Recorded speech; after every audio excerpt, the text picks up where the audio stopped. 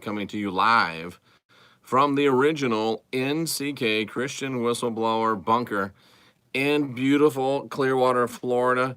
This may be our last few days of broadcasting from the original bunker, so make sure that you don't act unsophisticated. And make sure that you catch these last few broadcasts looking forward to, but something that is part of what I have to do as the Christian whistleblower. This from the Washington Post, ladies and gentlemen. West Virginia accuses Catholic diocese and former bishops of sex abuse cover-up in an unusual consumer protection lawsuit. Now, you've probably heard some things about this on YouTube today, but I'm sure that you have heard just the very basics and you haven't got to the heart of the matter, which is why I felt compelled to come on here, because this is very, very, very important, very, very, very fragile, and it's very important messaging to get out to you, ladies and gentlemen. So, the West Virginia Attorney General, and his name is Patrick Morrissey, he deserves mention. He sued the Catholic diocese, and this is important, keep that in mind. He sued not individual priests, he sued not individual bishops, but he sued the entire Catholic diocese of Wheeling, Charleston, and its bishop, Michael J. Bronsfield, on Tuesday, charging, ladies and gentlemen, that they knowingly employed known sex abusers, knowingly employed pedophiles, employed pedophiles and failed to conduct adequate background checks for people working in Catholic schools and camps. Now, this also alleges that they advertised a safe environment for children while hiring people that they knew were convicted or suspected of acts of child abuse and pedophilia, which creates a very, very precarious legal position for the Catholic diocese. And the reason why it is so dramatic is because it's the first time, ladies and gentlemen, it is the first time that they have actually gone after an entire diocese, and it's the first time that they have used consumer protection laws. Now, I hope I'm not boring you, but this is very, very important, and there's some reasons why it's very, very important, because this is going to allow them to prevent the covering up and the concealment of arguably criminal behavior of a sexual abuse nature. Now, listen to this. Child abuse experts, legal child abuse experts, said the move was precedent setting. Precedent is the basis of the American jurisprudence system. Precedent is the basis of the American legal system. Everything's based on precedents. So when something gets in as precedents, it affects and changes everything that happens after it. So this is precedent setting, which is important because instead of going after individual priests, they are using consumer law to launch a civil lawsuit, which goes against the entire diocese. And importantly, ladies and gentlemen, the civil diocese will force the church to unlock its files through the process of legal discovery. They can't say, oh, it's one priest, it's two priests. They have the right of privacy. They have the sanctity of the confessional. Oh no, ladies and gentlemen. This is a whole new ballgame. Because when it goes under civil law, when it goes under the diocese and not an individual priest or bishop, the church must comply with the legal requirements of discovery, name names, show backgrounds, show records. This is big, ladies and gentlemen. This is big. The West Virginia Attorney General has become the first to use the consumer fraud strategy because, as with others attorneys general in other states, he is not empowered to launch a criminal grand jury investigation. But this is the most that we've seen so far in terms of prosecution, in terms of someone in the higher levels of hierarchy. This is the first time we've seen a comprehensive claim against a whole diocese and not a bishop, says Marcy Hamilton, law scholar and head of Child USA, a nonprofit organization focused on child abuse. And Charles Zeck of the Study for Church Management at Villanova called the lawsuit the next logical step after the summer's release of an explosive grand jury report in Pennsylvania. And these things have been going on for years, ladies and gentlemen, and decades, ladies and gentlemen. And the consumer fraud is the way to get the foot in the door, Zach said. And once you can open up all kinds of avenues, once you've established that, the diocese is unwilling to provide information. This is the only way to do it. And folks, this diocese, the Wheeling-Charleston Diocese, covers the entire state of West Virginia. So you have one of the 50 United States this close to forcing the Catholic Church to open its books and its records. And can you imagine if it can be proven that they know, that they have known, that they've got records of it, and it's there in black and white? This could be the beginning of the end for the Roman Catholic Church, at least in the United States of America. They could go broke, ladies and gentlemen. And it couldn't happen to a nicer group of perverts than the Roman Catholic Church. Amazing. The state has strongly and unconditionally rejected the complainant's assertion that the diocese is not wholly. Oh, wait a second. The diocese. Listen to this, ladies and gentlemen. This doesn't make you mad. There's something wrong with you. The West Virginia Diocese of the Roman Catholic Church strongly and unconditionally rejects the assertion that the diocese is not wholly committed to the protection of children. Really?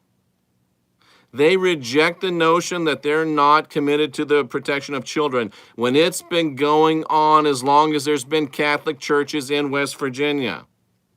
It sounds just like the Pope's boy that said, oh, there's no one-size-fits-all solution to this problem. Yes, there is. One noose fits every neck. Hang 'em high, ladies and gentlemen. And that's probably too humane of a means of dealing with this problem. The statement says that the lawsuit is based on information provided by the church, and that the church, these are things that occurred more than 50 years ago and have not been accurately described. Can you believe the audacity of the Roman Catholic Church to question? They tell you out of one side of their face, Roman Catholic Pontiff Pope Franny gets up there and cries his crocodile tears and talks about how horrible it is and how sad it is and how sorry they are. But as soon as it goes to court, it's a different story from the Catholic Church. Now, this just pisses me off, ladies and gentlemen. Catholic Church officials consider this criticism unfair. One church official said, who refused to be named, that it was a publicity stunt and that Roman Catholics have changed their practices significantly in recent years. Are you serious, ladies and gentlemen? Not only are they screwing your children, they're not sorry they're screwing your children. And as soon as I get back to the Christian Whistleblower broadcast headquarters in the heartland of America, we are going to launch an explosive expose of why they're still abusing your children, why they're not sorry they're abusing your children, and why they've always been abusing your children. And I'll tell you this here tonight. Sexually abusing children is a sacrament within both the Roman Catholic and the Roman Protestant churches. It's part and parcel of the worship of Plastic Jesus. Plastic Jesus looks down, sees, and approves of the pedophilic perversion perpetrated upon innocent children. I said it, and I'll prove it. Stay tuned for more of that. Stay tuned for more of that, ladies and gentlemen. West Virginia launched its investigation after Pennsylvania's report disclosed that some of the priests in Virginia and Pennsylvania had always worked in West Virginia. And now, ladies and gentlemen, they're investigating if some of these priests didn't cross state lines.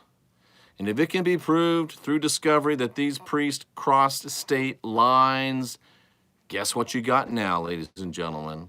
You've got federal cases, federal civil action lawsuits, federal discovery, tick-tock mofos, tick-tock. I hope you're shaking in your little red slippers, Francis.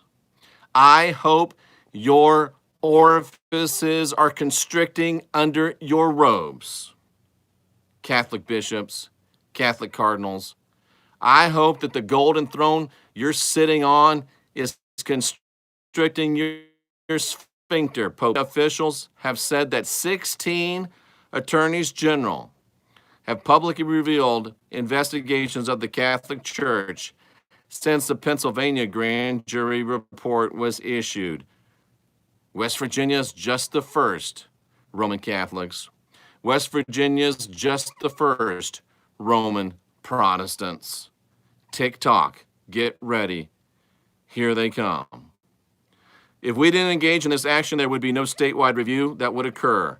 The state doesn't have the structure to do what Pennsylvania did because it doesn't have the criminal jurisdiction. The lawsuit is seeking a permanent court order blocking the diocese from continuation of any such conduct, as well as possible restitution and civil penalties.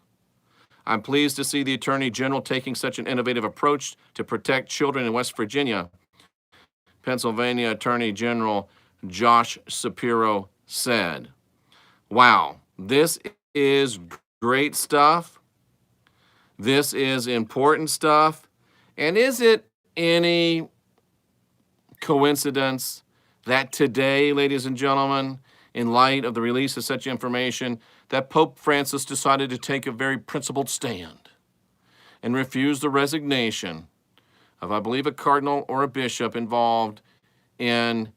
allegedly involved in sexual abuse of children. All of a sudden, when you shine the light into the dark corner of orthodoxy, the cockroaches start to run, ladies and gentlemen. The cockroaches start to run.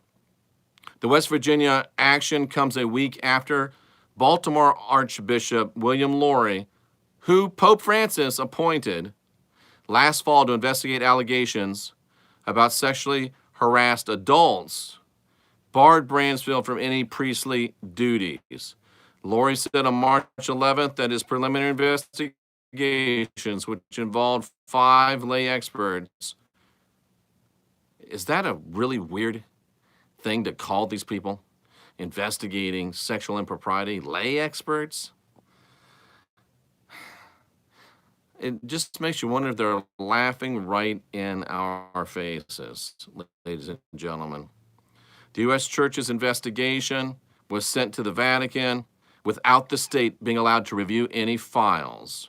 But by filing these lawsuits, they're going to force the church to become more transparent. There's still a culture of secrecy, and the church needs to come clean. The church will never come clean until the church is forced to come clean. And I'm going to take it one step further. I don't think the church needs to come clean. I think the church needs to come down. For this and so many other reasons, and those of you that still follow, I'm going to say it, I'm going to connect these two because no one else will, and you don't want to hear it, but you're going to hear it here. Let me take a deep breath.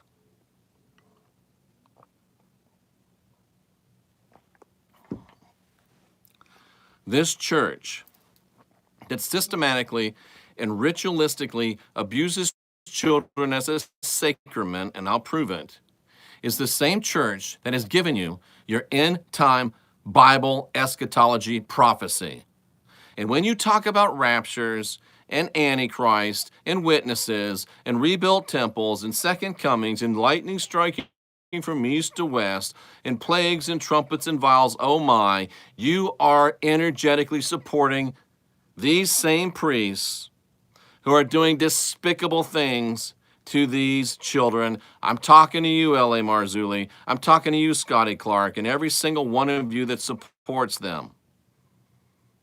It's that serious.